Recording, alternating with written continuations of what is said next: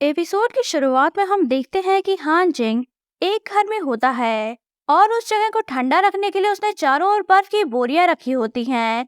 हान जिंग ने उस घर को अपने असिस्टेंट बोइंग के साथ मिलकर सीक्रेटली किराए पर लिया होता है। हान जिंग अपने चुरा कर लाए केस के पेपर्स को अपने असिस्टेंट को पढ़ने के लिए देता है, तो उसका असिस्टेंट बोइंग उसे बताता है कि मैं इस लैंग्वेज को नहीं जानता, इसलिए इसमें क्या लिखा है मुझे कुछ समझ नहीं आ रहा। इधर गॉडफादर और सूजियो चीफ के ऑर्डर को सुनकर काफी डिस्टर्ब होते हैं, पर उनमें हान जिंग को दोबारा पकड़ने की हिम्मत नहीं होती।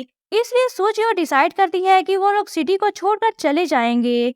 पर जब वो घर पहुंचती है तो वो अपनी मदर को देखती है, जो कि जड़ी बूटियों की एक डॉक्टर होती हैं।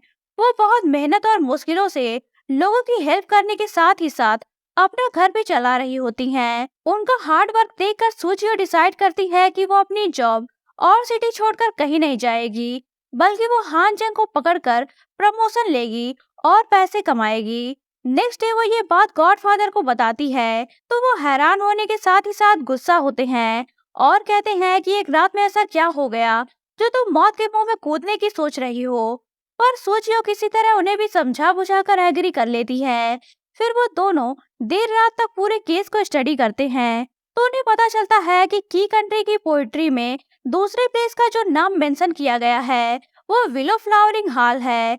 अब उन दोनों को ये पता नहीं होता कि विलो फ्लावरिंग हॉल आखिर है कहाँ। तभी वो वहाँ से गुजर रहे दो कांस्टेबल्स की बातें सुनते हैं, जो कि आपस में willow flowering hall bath house जाने की बातें कर रहे थे। वो दोनों जल्दी जल्दी उनके पास जाकर उसका एड्रेस पता करते हैं। इधर आधी अधूरी केस की फाइल में हान जंग को भी की कंट्री की पोएट्री और विलो फ्लावरिंग हॉल का पता चल चुका था। नेक्स्ट डे सूचियो बाथ हाउस जा रही होती है, तभी पीछे से आती की रफ्तार से हान जिंग भी बाथ हाउस के अंदर एंटर करता है। सूचियो उसे देख नहीं पाती, तो बाथ हाउस के अंदर जाकर एक हाल में हान जिंग को पकड़ने का पूरा ट्रैप बिछाकर उसका इंतजार करने लगती है। तभी हान जिंग वहाँ एंटर करता है। सूचियो छिप जाती है। जब हान जिंग उसके बिछाए ट्रैप के पास पहुँचता है, तो वो एक लकड़ी के डंडे के साथ बाहर निकलती है। हान जिंग कहता है कि क्या तुम मुझे इस लकड़ी के डंडे से मारोगी। सूचियो कहती है कि परेशान मत हो, आज मैं पूरी तैयारी करके आई हूँ। वो उसे पास ही जलती हुई भट्टियां और कोयले दिखाती है। वो कहती है कि थोड़ी ही देर में ये जगह काफी गर्म हो जाएगी और तुम्हारा बुरा हाल हो जाएगा। हान जिंग कहता है कि क्या तुम्हें डर नहीं लग रहा कि मैं तुम्हें खा जाऊंगा। सूचियो कहती है कि तुम अब यहाँ से हिल भी नहीं पाओगे। इस पर हान जिंग अपने पैर उठाने की कोशिश करता है, तो देखता है कि उसके पैर फर्श में चिपके हुए हैं। इसके बाद सूचियो उसकी ओर एक लकड़ी की टोकरी उछालती है, जिसमें बेहोशी वाला पाउडर होता है, और उस पाउडर के इफेक्ट से हान जिंग बेहोश हो जाता है। सूचियो उसे तुरंत जंजीरों में जकड़कर एक खंबे से बांध देती है और फिर वो उसके कपड़ों में हाथ डालकर केस की फाइल ढूंढने लगती है। तभी हान जिंग को होश आ जाता है। वो गुस्से से कहता है कि ये तुम क्या कर रही हो। सूचियो कहती है कि कुछ नहीं, मैं तो बस केस की फाइल्स ढूंढ रही थी। हान जिंग कहता है कि अच्छा, तो तुमने सिर्फ केस की फाइल ढूंढने के लिए इतनी मेहनत से मुझे यहाँ बांधा है, पर वो तो मैं यहाँ लेकर आया ही नहीं। अब तुम क्या करोगी। सूचियो कहती है कि फिर तो मैं पुलिस स्टेशन जाऊंगी और वहाँ से तुम्हें अरेस्ट करने के लिए पूरी फोर्स लेकर आऊंगी। इतने में सूचियो पर उसकी बीमारी का अटैक होता है और वो चकरा कर गिरने लगती है। वो एक लकड़ी के बने क्लॉथ हैंगर को पकड़ती है, पर फिर भी वो अचानक नीचे गिर जाती है। क्लॉथ हैंगर भी नीचे गिर जाता है और उसमें टंगे कपड़ों में आग लग जाती है, जिसे धीरे धीरे करके पूरा बाथ हाउस जलने लगता है। ये देखकर हान जिंग परेशान हो जाता है। वो सूचियो को आवाज देता है, पर वो उठने की हालत में नहीं थी। इस पर हान जिंग अपनी पूरी ताकत लगाकर जंजीरों को तोड़ देता है। उसके बाद वहां से जाने लगता है। सूचियो उसे पीछे से हेल्प के लिए पुकारती है, तो उसका दिल नहीं मानता और वो वापस आकर सूचियो को आग में से बाहर निकालता है। अब हान जिंग के टच करने से सूचियो को अपनी बॉडी में एनर्जी फील होती है।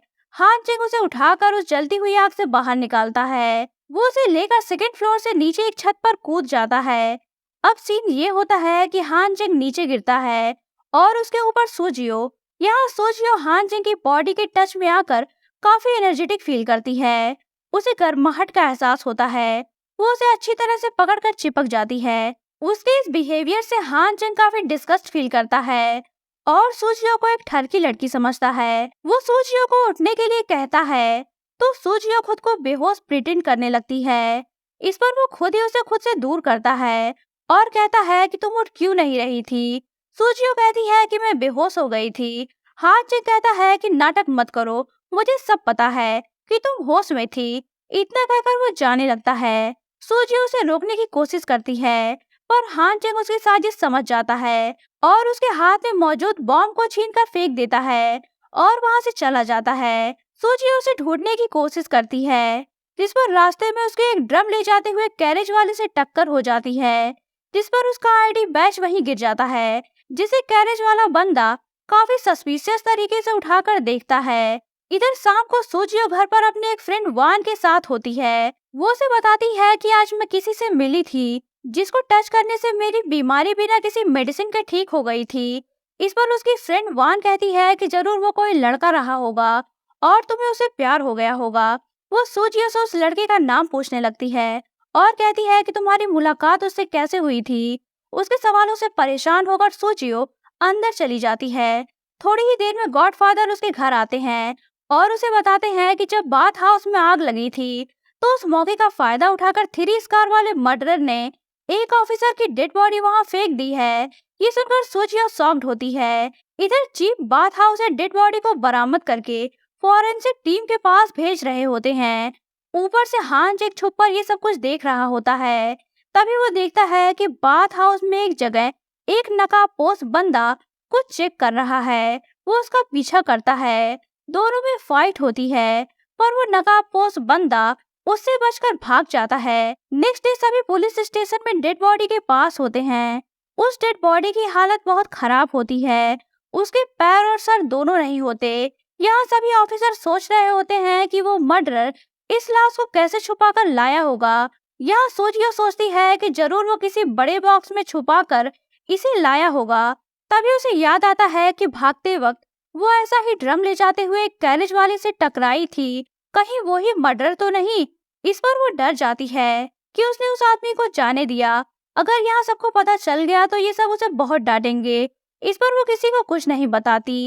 यही ये पार्ट एंड होता है। तो दोस्तों, अगर आप जानना चाहते हैं कि कहानी में आगे क्या हुआ तो बने रहिए मेरे साथ।